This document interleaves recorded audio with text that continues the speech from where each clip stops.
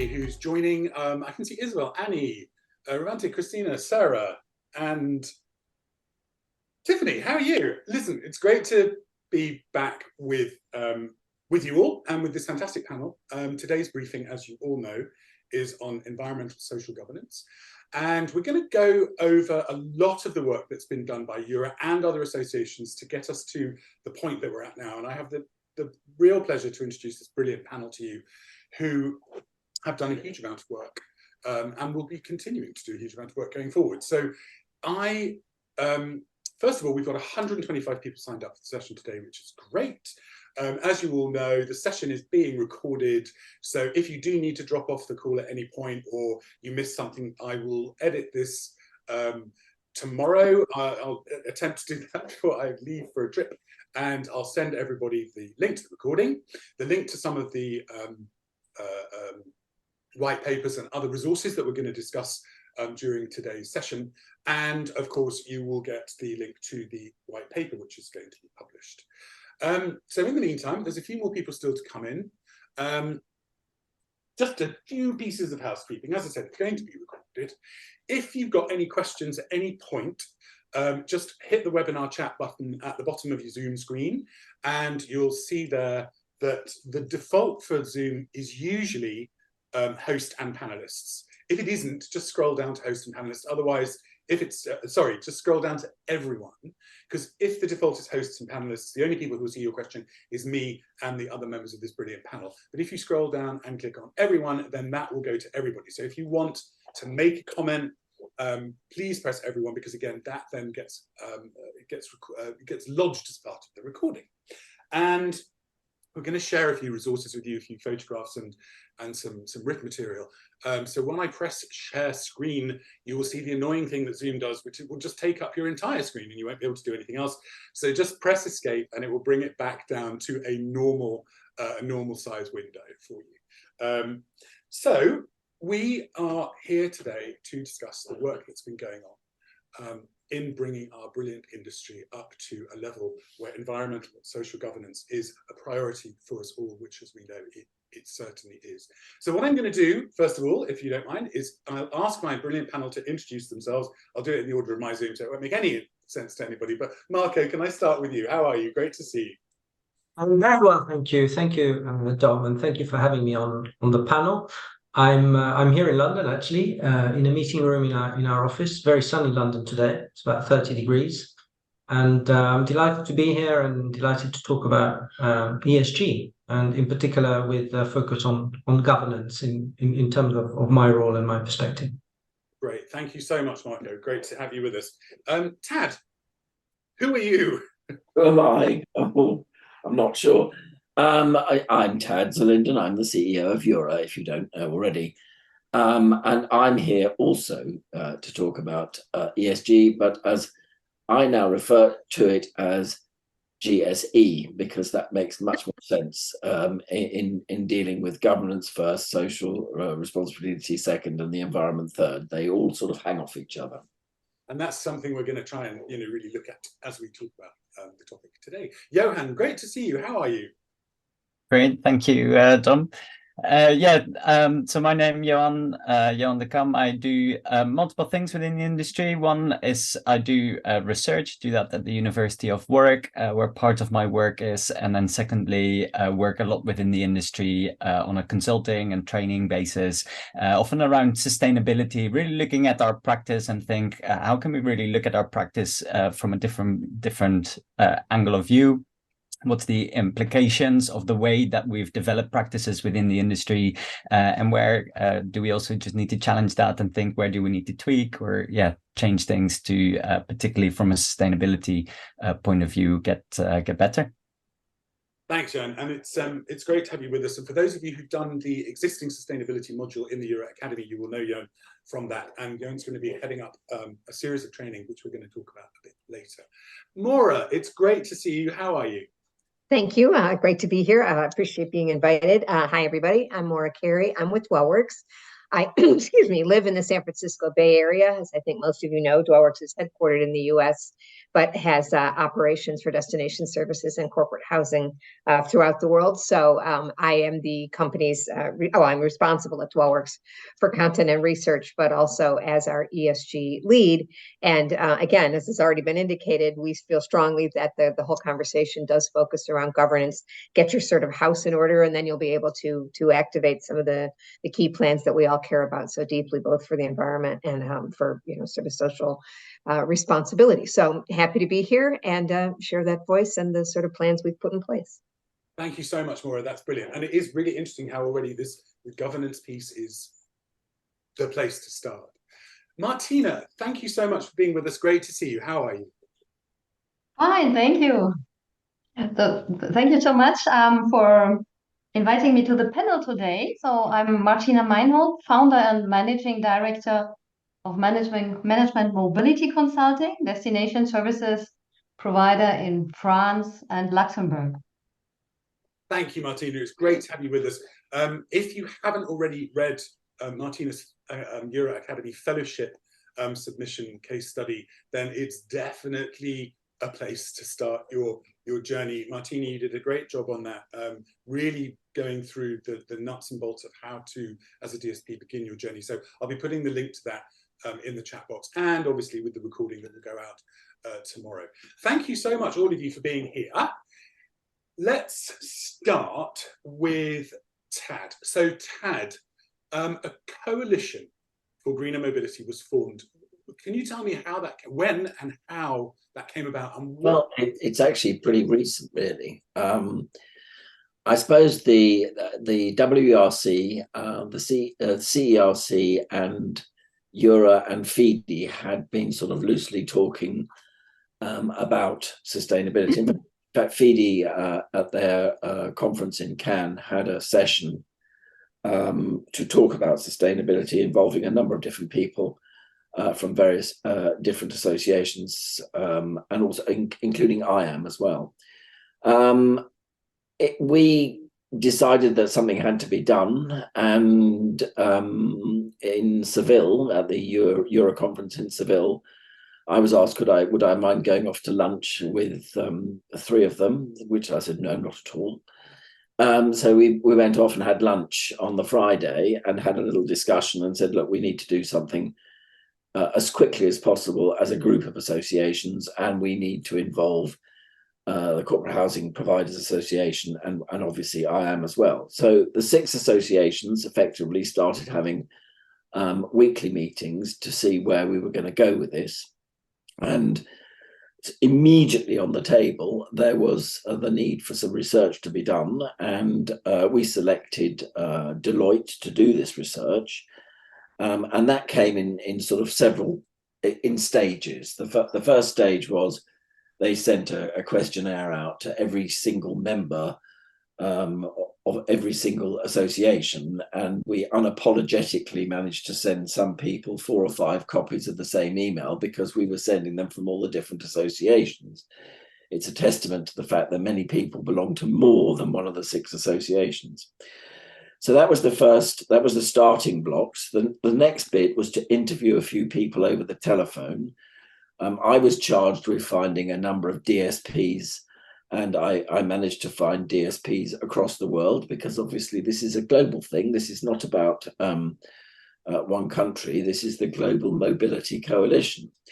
And so a number of people were interviewed from the DSP sector, from the moving sector, from the corporate housing sector, from corporates as well. And everybody they could think of, they did some interviews. And as a result of that information, they put together a workshop, which was attended by a very small number of people, including Maura Carey, who can please explain what happened on that particular day in Las Vegas, a very sustainable city, I should say. Maura, thank you so much. I mean, so that, Shall I jump in? Yeah. It's maybe one of the few instances where what happened in Las Vegas didn't stay in Las Vegas. I hope that's okay for all. And I have literally pages of notes, so I will try to zoom through them as quickly as I can, because obviously a lot was done there. Thank you, Tad, for that great introduction. And as you already said, that essentially this It was called a laboratory, sort of a workshop / laboratory. There we all are in all our resplendent color at the coalition. It was about 20 folks. I think you'll see a lot of familiar faces, several of whom are likely on this call. Certainly Renee Stegman, from Relocation Africa, Magala Herbert, if you do not know, from FIDI was an important voice, just Dom Offer from Santa Fe, and many others. And there on the far side of the photo is Ed Hannibal, who is the current chairman of Worldwide ERC and also a partner at Deloitte, and his organization sort of brought us through this process. So for all of you who obviously have been in a workshop before, it was organized in a good way, exactly as Tad just indicated. The research sort of informed the conversation. So, excuse me, we didn't have to start at the very beginning, sort of pulled forward the information that had been shared by the almost 400 people who responded to that survey. The 8-hour session was really organized around identifying sustainability themes, where are those common threads that we could all sort of recognize and work with, develop some shared goals that both as a industry, we agree made sense to make progress on, and then of course to break those out into discrete parts for the various sector participants who were there. Again, as Tad indicated, there was representation from the moving industry, from destination services providers, from corporate housing providers, a few corporates themselves, corporate global mobility managers, and then of course several of the RMCs. And then I would say probably the most important takeaway was that as a group, we established some short, medium, and long-term goals. It's a very practical organization. Everybody wanted to make sure, thank you again, Dom, that as an outcome of this, and this didn't happen right that afternoon, we did the conversation, then processed the inputs back up to the association leaders. They then had a conversation, and that resulted in a output document that I think most of you saw in a presentation, certainly that Dom did. I know Marianne Passy from CHIPA and others have done, that sort of walked us through the outcomes. But in any event, as you can see, the purpose of this coalition was to come up with short-term, medium, and long-term goals. I would say the short-term goal was very much focused on, there's a lot going on, and we needed to get some organization around us. All of us who are what I would call downstream or suppliers to, the corporates and the RMCs, obviously, who engage us, are responsive to their requests and, sort of calls for action and responses to RFPs and, being available for, sort of quarterly reviews and so forth. And we really wanted to get a way to sort of get ahead of that conversation so that instead of everybody downstream reacting in disparate and sometimes disorganized ways, we really wanted to begin to create a framework by which questions could be asked of us, and we then could respond to those questions in a way that were not obviously the same for every organization, but shared, sort of a similar footprint, similar, sort of progress along a pathway. And not shown here, but really important, I think, as a takeaway was the actual roadmap. What's reasonable to get done in 30 days versus what's going to take, 3 years to get through, and to really begin to set those expectations so that a commitment with proof was as sufficient as being able to get sort of the external certification, which was also its own sort of swim lane of conversation. And to really make sure, and again, I would credit Renee and others for making this point, that in coming up with the framework, that part of the framework was recognizing how different all the parties who contributed to it are. So if you're, a smaller sized company, you obviously have different resources, at your beck and call than a larger one. And very specifically, you also operate in a different environment, small e, and we needed to be mindful and respectful of the fact that, what is sustainable active, activity in sort of one country or locale is different than another, and being respectful of the size of the organization. So making sure that in becoming a sustainability industry, we didn't sort of do damage to the rest, that we became unsustainable because we limited the number of participants who may be involved in the practice. And the last thing I would say is that I felt that it was really important that the whole focus was not entirely downstream. What can we as suppliers do, to make a more efficient, destination services, to make something virtual that was previously done, with a carbon footprint. It was also upstream, that clients needed to be very focused in what their policies were, and then also to be very focused in the level of communication they provided to their employees. I think most of you have heard this term, circular economy, and Johan is certainly better equipped to speak about that than I. But this idea that we do want to operate in a virtuous circle, it's not just all one point forward.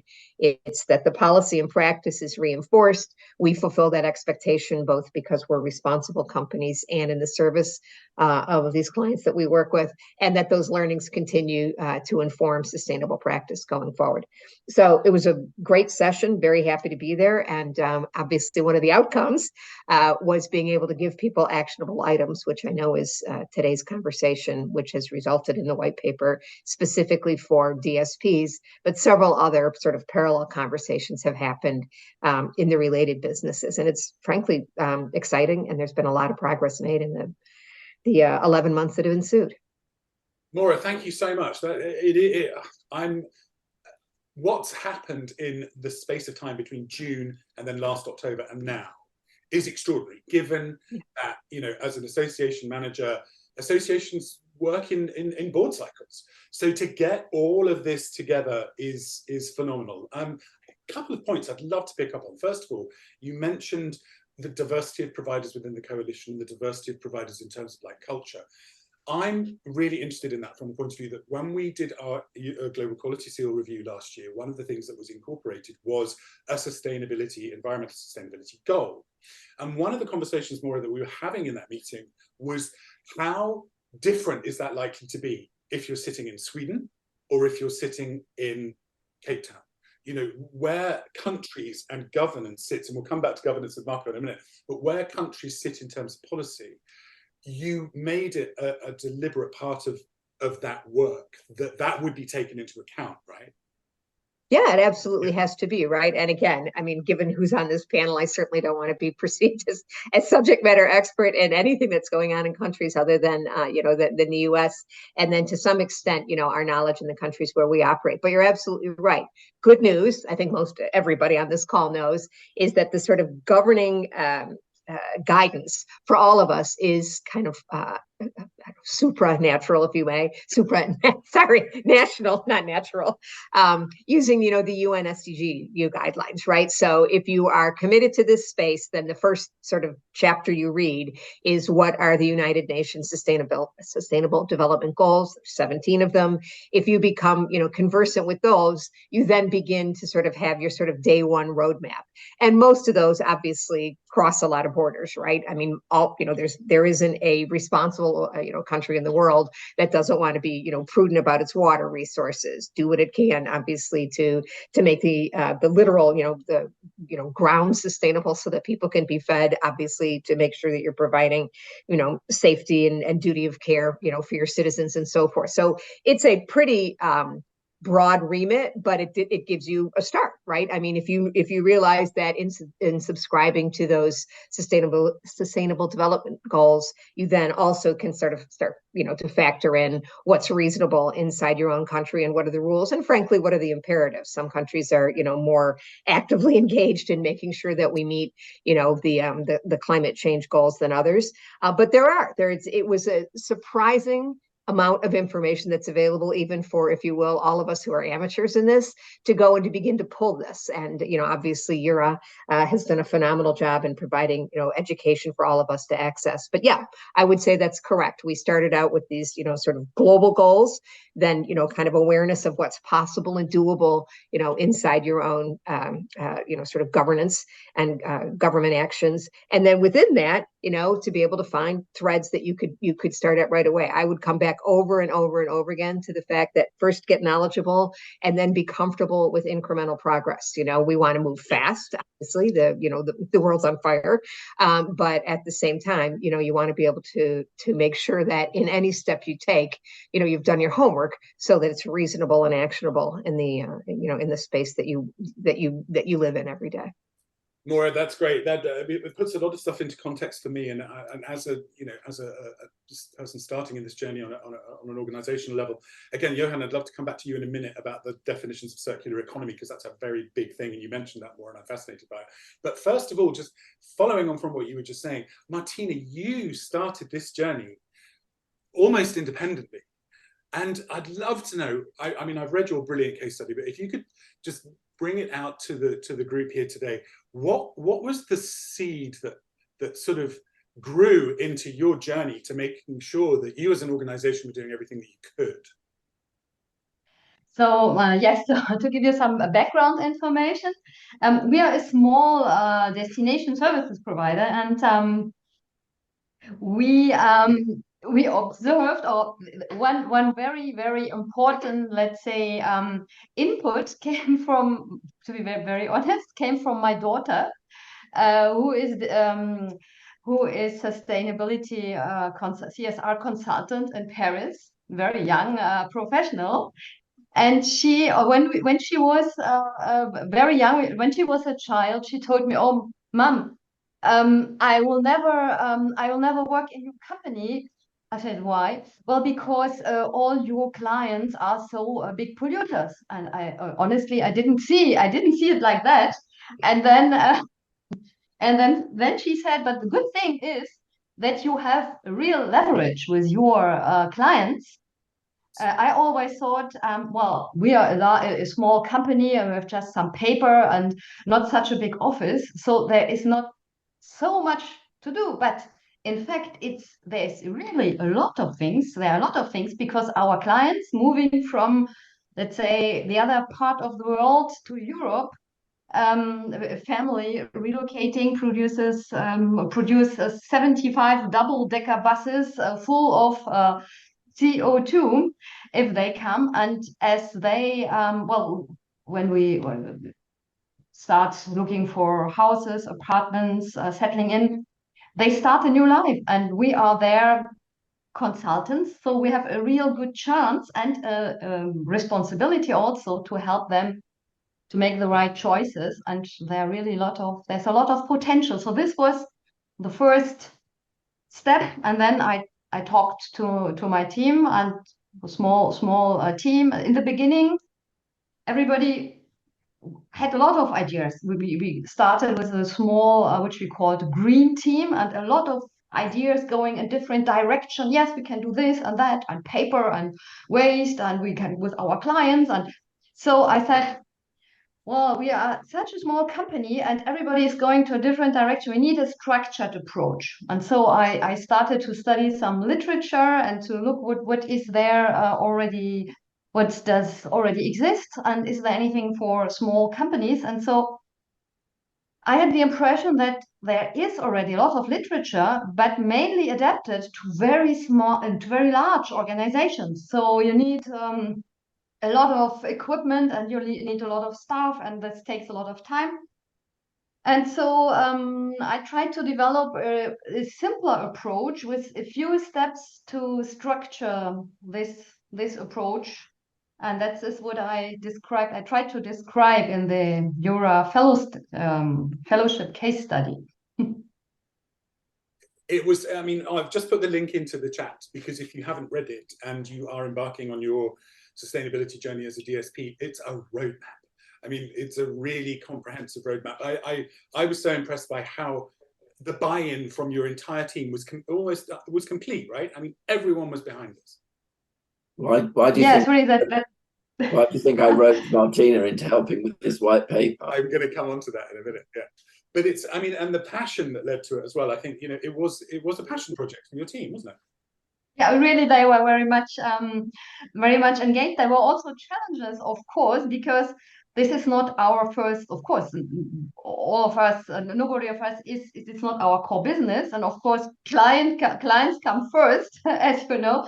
Sometimes we had, especially in summer, we had urgencies from our clients. So Yes. we had also during the interviews, our clients had other priorities. So to keep this on track was a bit challenging, of course, but the team was extremely motivated. In the beginning, it was called Green Team, but then we figured out that, well, Green Team, it's just 1/3, it's just one part of this CSR. So we named it afterwards. Now it's not called Green Team, it's called CSR Team. And so we also have now the other two components in this team, even more input and more ideas. And then we started started pursuing a more structured approach. That means we identified core subjects, a large number of core subjects related to these three components. For example, to give you some examples, well-being of staff, diversity and inclusion, of course, climate change, clients, let's say, adaptation to their new environment. So a large number of subjects, which we selected 12 core subjects, which to our team seemed to be the most important subjects. And we also identified stakeholders, important stakeholders, who are involved in our operations. This can be not only clients and staff, but of course also partners, business partners, consultants, human resources, subcontractors, local actors. And most important of these shareholders were interviewed for all 12 core subjects, and they had to rate each subject. We had chosen a scale between 1 and 4. 1 not important at all, and 4 very important. And they had to answer 3 questions. In their opinion, what impact does the issue have on the environment and society, so the population on entirely? Second question, what impact do they think the issue has on our long-term success? And the third question, how would they rate our current performance already for this issue? And so when we had all these results, all these, of course, everybody had a very different idea, and that was the interesting point. We discovered things we have never, they gave us so many interesting ideas also.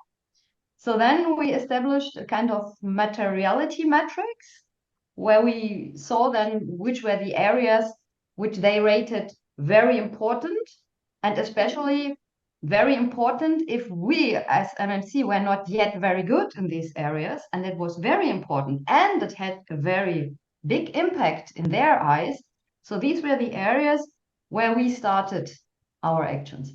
That doesn't mean that we will not do anything else, but that's just to find our priorities. So this is how we started, and of course it's not ended, and it will never stop. I think it's just to find priorities, and then to go further on the journey.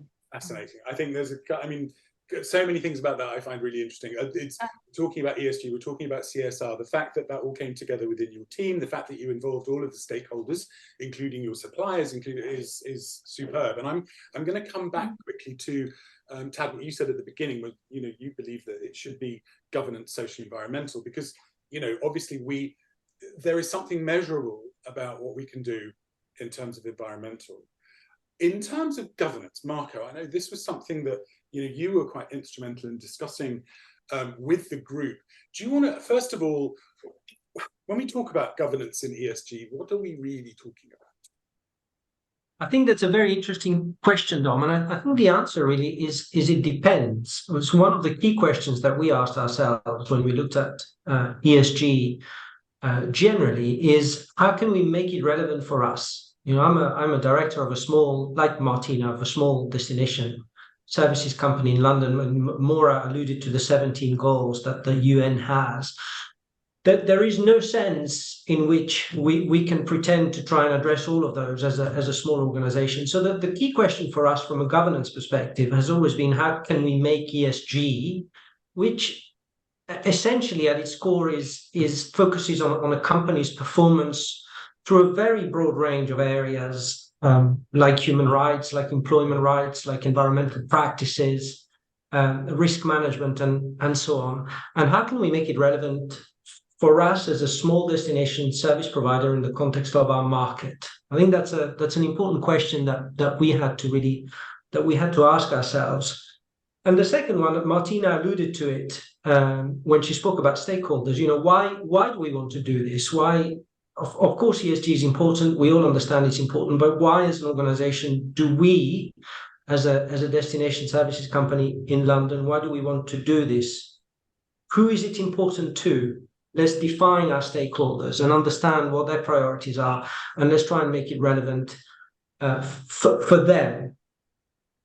The fourth question that we asked ourselves in the context of really governance, in a sense, is how do we manage the process? How do we manage the ESG process as an organization? So how do we, having established why it's important for us, why it's important for our stakeholders, some of the goals within ESG that might be relevant in the context of our market, how do we set an agenda? How do we define those goals? How do we change the capabilities and resources that we have as an organization to align ourselves to make that happen progressively? EuRA talked about a roadmap as well at the beginning. That's an important concept, and we talked about it before this sort of the call opened up to everybody about the expectation that people have, that you should have a plan, and not necessarily for that plan to be flawless as an organization. So how do we manage that process over time? How do we define the goals and objectives? How do we measure them? How do we assess ourselves against what we felt was important at the beginning of the process? And then finally, how much do we want to invest in that? I mean, you're just saying you want to do something, or just saying you're doing something isn't necessarily the be all and end all. You have to put your money where your mouth is, and you have to invest in developing the resources and the capabilities to do it, and you have to put money aside to do that. It always worries me when I see organizations essentially rediverting resources that they have operationally to say that person now is also in charge of the ESG agenda. You need to be prepared to invest additionally in order to deliver on those. So for us, governance really starts about how to make it relevant for you as an organization, because we're all different, and I think the answer will be different depending on the size you are, the industry in which you engage in, who your clients are, who your employees are, where they live, and so on. Again, we're coming back to this, as Maura, you so eloquently said earlier, that we are talking about a very diverse industry in a global situation where, governance means different things according to where you are. So again, it's looking at the UN goals and figuring out where you sit. And we're going to come on to that when we talk with Johan in a minute. Tad, I'm just going to come on to you. So we've talked about environment. So when you were putting together the white paper, and I'd like to come to the four of you who were directly involved in that. In terms of social responsibility, I noticed that the first thing that came up was responsible and ethical financial management. Now that might seem something that would come a bit lower in terms of social responsibility, but why is that so important? I mean, we're going back to anti-bribery and corruption, really, about making sure that financial commitments globally are seen as being understood. Is that where that came from? Who are you asking? Me? Pat, I'm asking you. I would absolutely say that is exactly where it's coming from. Yeah. And I would also say, in advance of this, when we were discussing this session, you pulled out your book on conscious capitalism. And I have always maintained that ESG or GSE is effectively conscious capitalism meeting environmental issues. And very good that is too. And the social side of it is extremely important. It's treating people fairly. It's treating other companies fairly. It's just generally behaving ethically. And I think that's really, really important. And I don't think that's a massive ask for our audience, because I think that the majority, or as far as I'm concerned, all the people in global mobility all try to act in the most ethical way they possibly can. Yeah. And so it's not something that is going to come as a shock to anybody. In fact, none of this is going to come as a shock to anybody if you read it and realize that most of it is just logic, is stuff that's there. And the reason why, I'm going to dwell on this, why I decided to reverse the order of the letters, is that in order for a company to exist, it may not do anything. It needs some sort of governance plan. Exactly as Marco said. And if you haven't got a governance plan, you're nowhere. I only realised that, I have to say, in the middle of the session we did on social sustainability, which was the second one we did. And to those people watching, there were literally 30 people involved in these discussions, although not all at once, otherwise it would have driven us all completely mad with everyone talking at the same time. We managed to do an environmental session. I did one in the morning, one in the afternoon, one facing east and one facing west.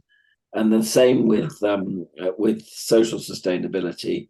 But we actually, the governance, we honed it down to a smaller group. And I've got to say, this has been a most extraordinary process and learned so much. And frankly, the white paper together with Martina's case study are excellent places, I think, to start. And indeed, the original roadmap produced by Deloitte.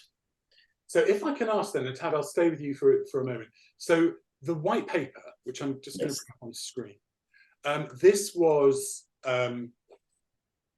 this was the result of a lot of people spending a lot of time with a lot of consultation. Can you just talk us through, after we had the meeting in Seville and then the meeting in Vegas, and then the work then continued? Well, if you like, this came out of the roadmap.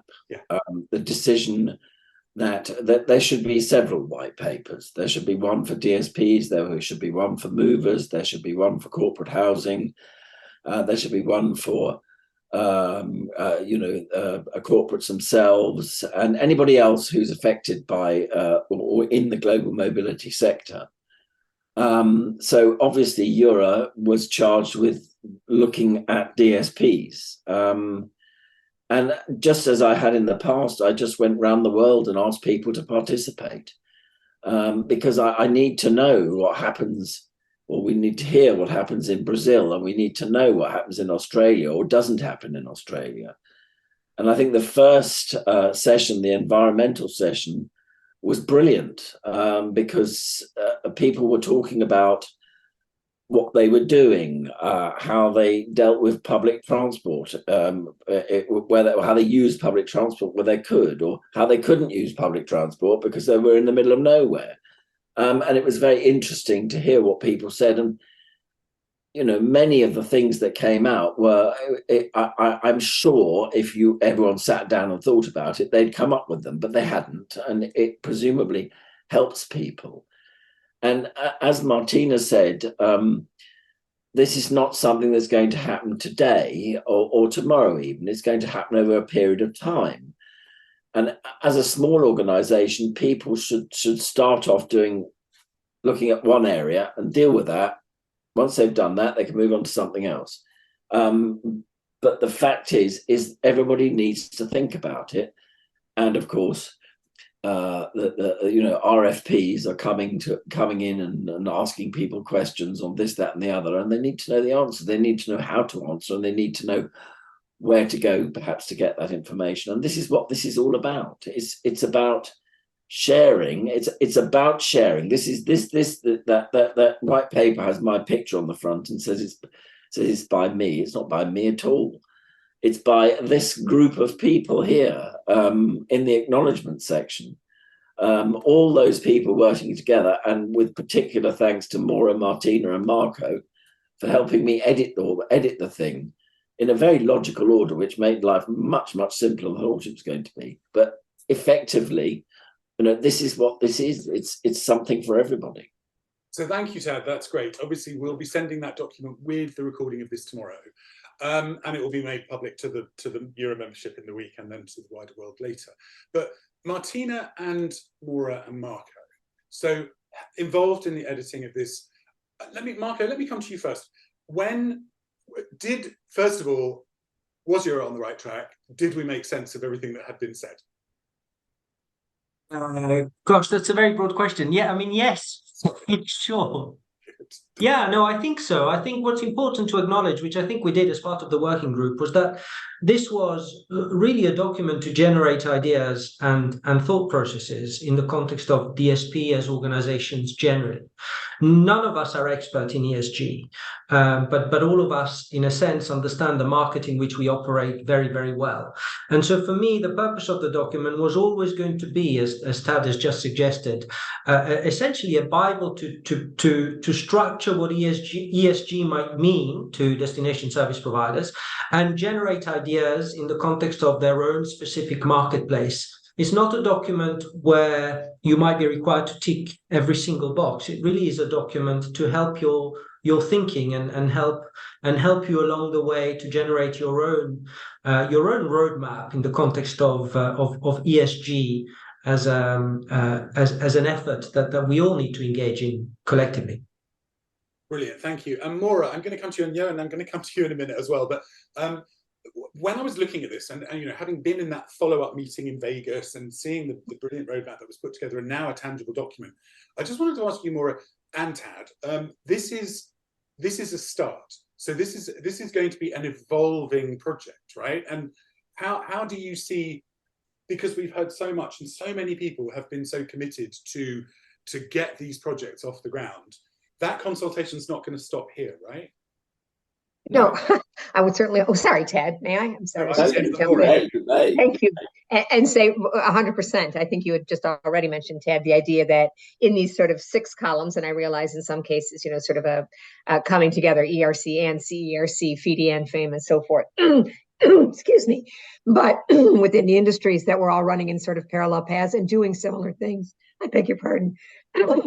And I noticed, because Dwellworks is involved both in corporate housing and in destination services, we are already seeing that, right? That in this very complementary way, each of these sort of industry sectors is following this exact same path, taking the information, putting together, if you will, a story, a guideline for people to work, and then making sure that we're staying in close communication. And I was really struck as we've gone through this process about, how what we do as an industry is really a microcosm of what ESG is in general, which is, all of us deal with people, if you will, in a moment of crisis, or at least a moment of high urgency in their lives as we're helping them, facilitate these complicated moves. And if all we did was just be the good, compassionate humans that we are, it wouldn't have any scale. It wouldn't be repeatable. We wouldn't be able to know to do it the next time. So it's, I think, a very interesting reminder that we were good at this already. And, even better, certainly listening to, Martina and the story that she and her organization put together, just make sure you have it written down somewhere. I know that sounds kind of superficial, but it's really important. The value is not just in the doing and the goodness, it's in being able to make it scalable and repeatable. And that's really what, governance is all about. So, bring your best self to the process by all means. But if you want to make the process itself sustainable, it's also got to be well governed. And I'm constantly reminded, and I'll poorly quote here, but I think it's a quote from Moliere about the gentleman who woke up one day and learned he had been speaking prose his whole life. And I feel like that's very much what we've got going here, right? We're doing this anyway. And now, as the kind of sort of left brain, right brain people we are, we've been able to bring both those streams of activity together, both in destination services and indeed across, the multiple platforms, of service delivery inside our industry. Mm-hmm. Martina, I was going to ask you, because you did preempt this document with your document of your own. When you were able to look at this one, and thank you again for all the contributions that you made to it, does this fit with what you were trying to achieve in management mobility consulting? Absolutely. And it's really complementary. And I think it's so interesting and important to talk to a lot of different people, because everybody has other or new ideas and approaches. The big headlines were absolutely identical, but there are really some very interesting and new ideas as well, which now can be integrated also in our future approach. So important also that is a kind of snowball effect, so that common brainstorming with such a lot of other EuRA members from different countries. And the important thing is also that it's not one list which is equal for everybody. And as Marco said, you just take it, you tick the box, and then it's done. But it's really important that everybody, but really everybody, not just the managing director and not just 1 or 2 or 3 companies, but ideally all EuRA members, or at least 90, the largest number possible, start thinking about it and start acting and start being really passionate and engaged, because that is the real objective. The goal is not to have a paper and that's it, and tick the boxes, but the real objective is that people become conscious that it's in the heads and that is in their hearts, and that they start acting and that they continue acting. That's really a big advantage. And thank you so much for this initiative. That this paper is really brilliant for everybody, because there are so many ideas in it. Well, and again, thank you for your brilliant case study, because the two things combined actually do tremendous work to being able to, we've had several conversations with people who've said, this coalition is great, but what are the outcomes?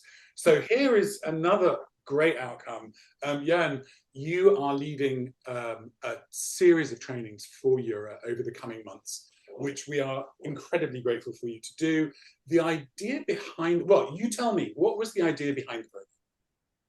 Sure, yeah, thanks. Well, I think we've said it a couple of times already throughout this call, how education is really critical in the whole, I guess, growing to become more sustainable as companies and within the industry.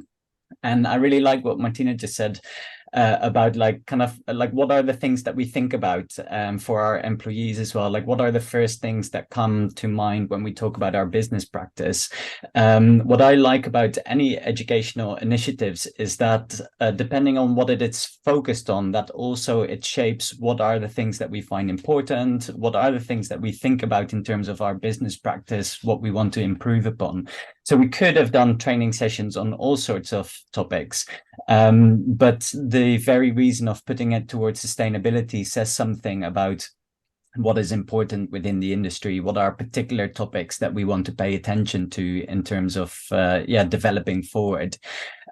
So based on the framework in terms of education initiatives as being important as first next steps, this kind of fits inside of that.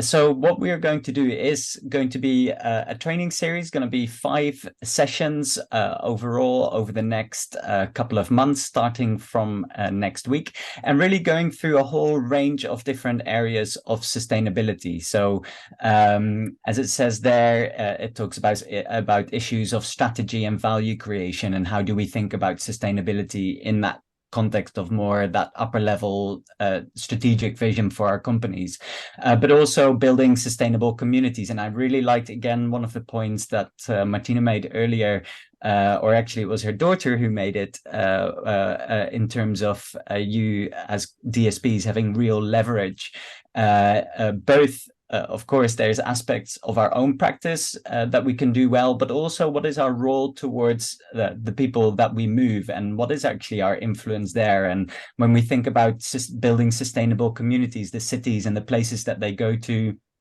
that's one part. So those who move, but also for ourselves, and kind of thinking around reducing our own footprint. So, and you can see there all the topics that we'll go through, and really, like, the intention is to make sure that when we hear the word sustainability, we can think, of course, the kind of carbon piece, and that's very important. But as we've discussed on this call already as well, is the whole suite of environmental issues, of social issues, of governance issues, and bringing these all together. Now, part of what this series will do, it'll be very specific to DSPs. So that will be very much the focus of it. So for the destination service providers segment of the industry. And one of the things that I discovered when I came to EuRA this last year is that DSPs absolutely love having 20-minute meetings.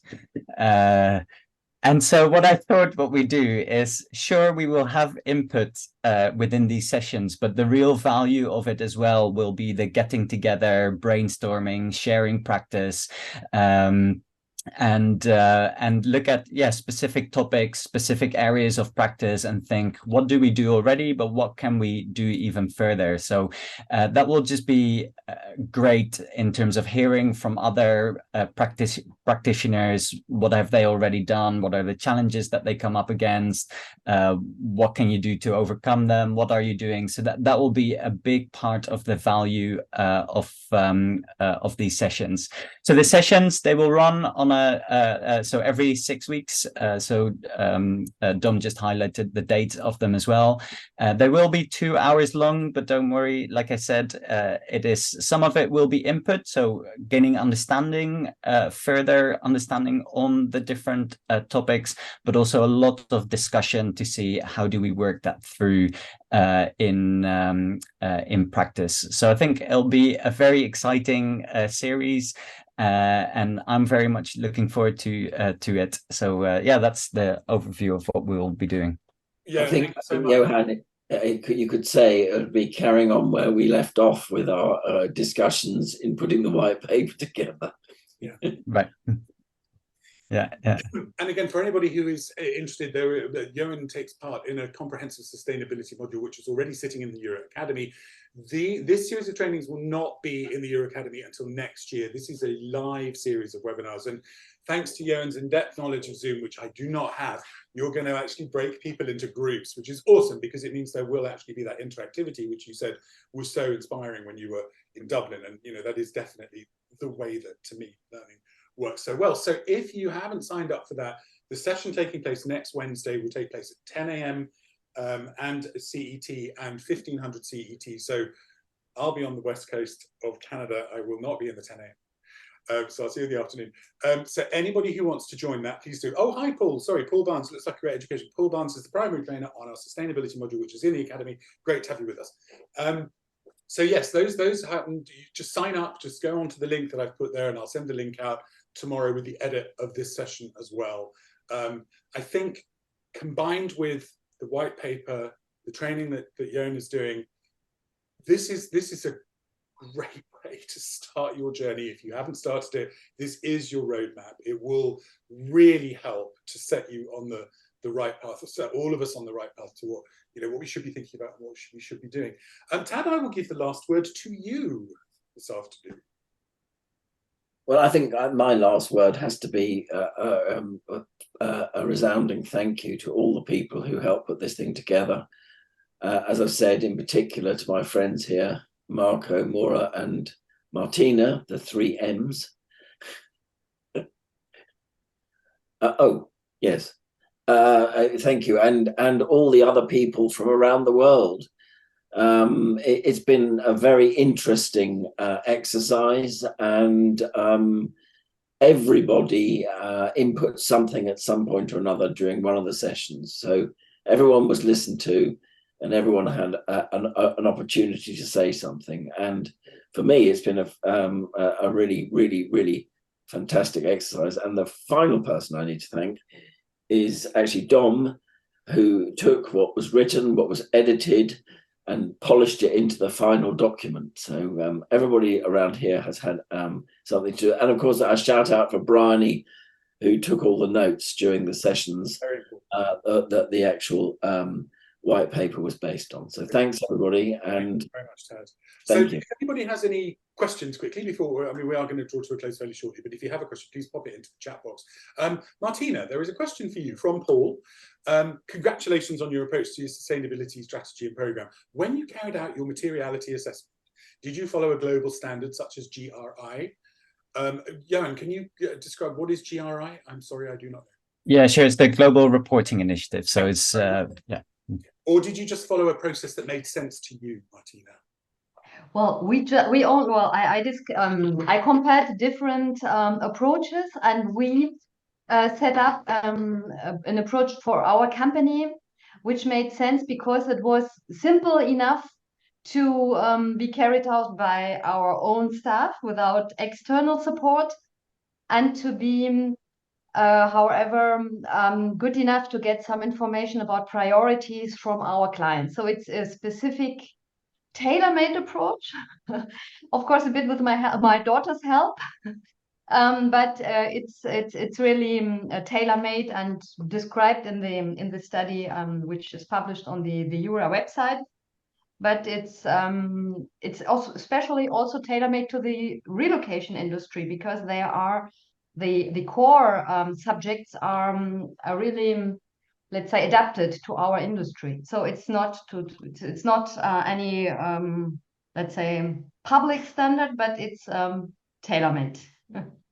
Fantastic. Thank you very much indeed. Laura, lovely comment. Thank you so much. Laura Gannon, great to have you with us, says, we thank you for organising the sessions and for helping us to share information that is so helpful for us to build a more sustainable operation. And thank you for your input, Laura. It's been great. Yes, Johan, Tad is just saying, could you mention the materiality assessment sessions that we're planning for later in the year? I forgot. Thank you, Tad. Yeah, the idea is for later in the year indeed to run some more materiality assessment, kind of working groups, implementation groups to work that through together. So building on from what was done at the conference symposium at EuRA this year, look at can we implement something where that process can be gone through with a group of companies. So that more information to come later in the year. Fantastic. Thank you, Johan. And on that, I would love to thank my brilliant panel. Thank you to Marco. Thank you to Martina. Thank you to Maura. Thank you to Johan. Thank you to Tad. It's been a really fascinating session. I'm so thrilled that from, you know, discussion through collaboration, through expertise of all the brilliant people here and on this call and on that acknowledgement sheet, something really concrete is happening within all of our industries. So to everybody who's been involved in this, you know, I take my hat off to you. But particularly to my brilliant panel, thank you so much, all of you, for being with us today. Recording will be sent out tomorrow. And thank you to everybody for joining us today. It's been great to have you with us. Thank you again. Great to see you. Take care, everyone. Thank you. See you Thank soon. you. Take care. Bye-bye. Bye-bye.